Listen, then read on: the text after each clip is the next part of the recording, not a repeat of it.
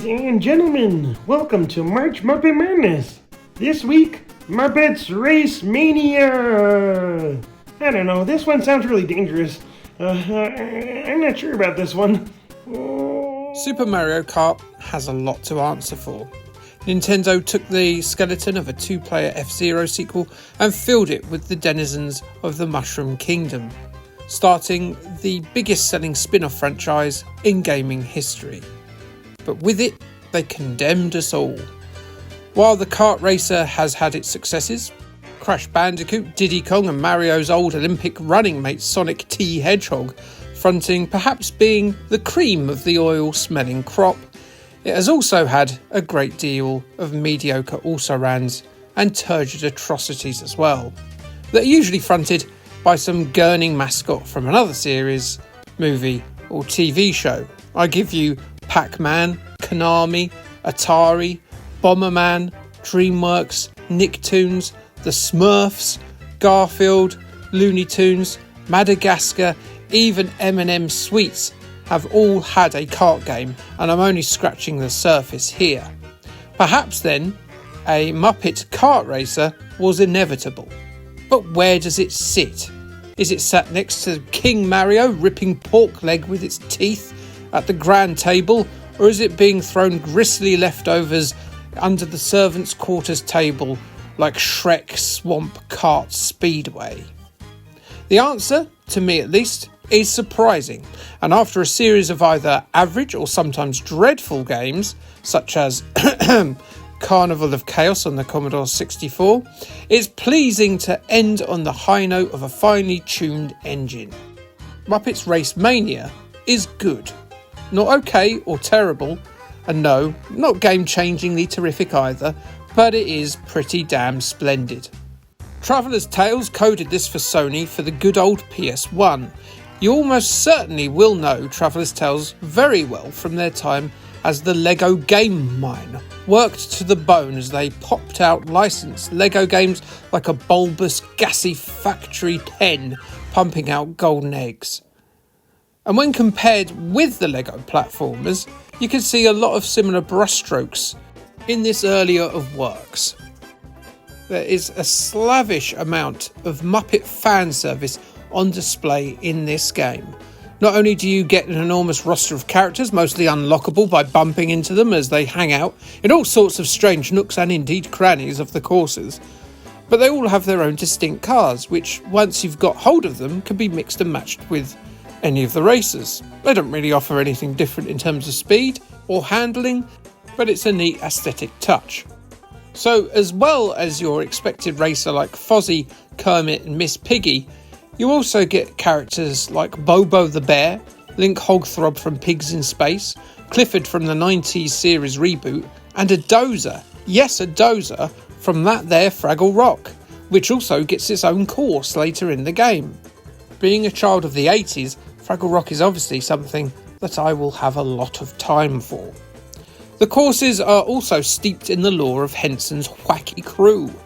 They're largely based on all the major Muppet movies of the time, ranging from the debut, the Muppets movie, to the pretty dismal Muppets from Space, which came out a couple of years before this. But that also means that we do get courses from that seasonal favourite Muppets Christmas Carol. They're introduced with a snippet of the movie that they're relevant to, but don't expect to see guest star humans like Michael Caine, Tim Curry or Hulk Hogan. Who cares about them anyway? You've got the damn Muppets. Mario Kart's battle mode is also part of this bulging package, taking place on the race courses but also in their own arenas, a bit like what's on offer in Mario Kart 8 on the Nintendo Switch. If that's not enough, there are also movie-specific courses that take the view to a bird's eye camera, and these actually play completely differently. These are designed like Kickstart or Trials, where you have to do a course in a particular way and perform particular stunts and tweak your speed and steering to clear certain obstacles. And this mode, along with all the others, can be played in 2 players. Now, I'm not too sure on this mode personally, as it doesn't have a quick reset and it isn't on a 2D gameplay plane, which makes it quite difficult to get through it.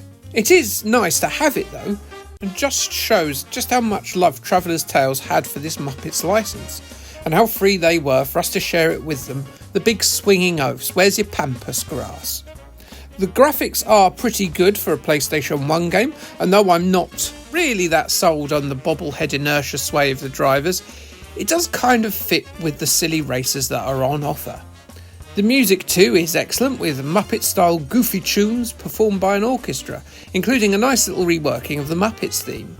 I found myself humming some of them during the week of this production, so that shows they're pretty good.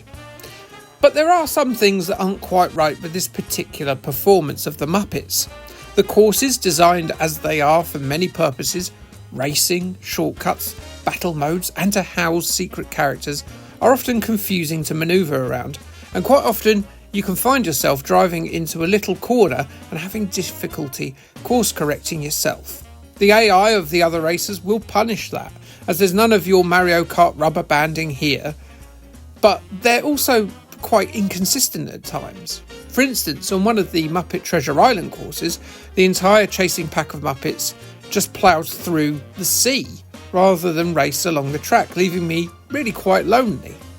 They were still going the right way, I guess, but it wasn't really a shortcut as such, and it takes your opponents out of the race you're having for 70% of it, which isn't exactly the Mad Cup fun you'd want from a Muppets racing game.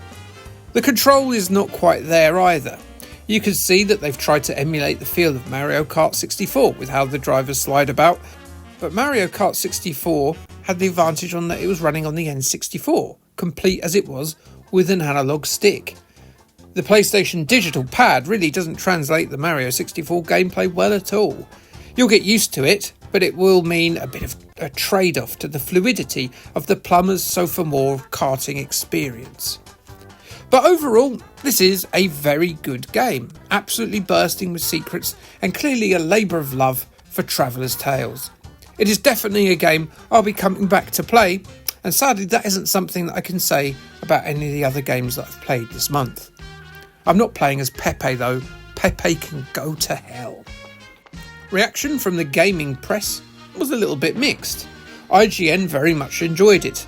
They gave it a score of 83 in April 2000. They said, "It is very refreshing to see a big license turn into such a cool game. I insist that Jim Henson would not be twisting, turning and writhing in torment if he knew that this game existed. In fact, he'd probably want to crawl out of his grave and buy Muppet Racemania just so he can see how much fun his creations are to play with. It's obvious this is made for kids, but kart racing fans of all ages will fall in love if they give this a chance." CMVG were less sure of it when they reviewed it in April of the same year. They gave it a 2 out of 5 stars and said the allure of playing as Kermit and Co. is strong, but the gameplay is lacking, the controls sloppy, and the courses too confusing. However, it looks great and has some funny scenes. But there being a bunch of old Oscar the Grouches in my opinion, it's refreshing to see a licensed kart game work this well and have this much attention paid to it. Why, it's as rare as a Fozzie joke getting a laugh from Statler and Waldorf. A pleasant surprise indeed, and a great way to end the first March Muppet Madness. I'm off to play more of it, but I'll leave it to my old pal Kermit to sign us off. Like, subscribe, and thanks, bye. Thank you for joining Jay's Manchild and myself, Kermit the Frog, for March Muppet Madness. Yeah!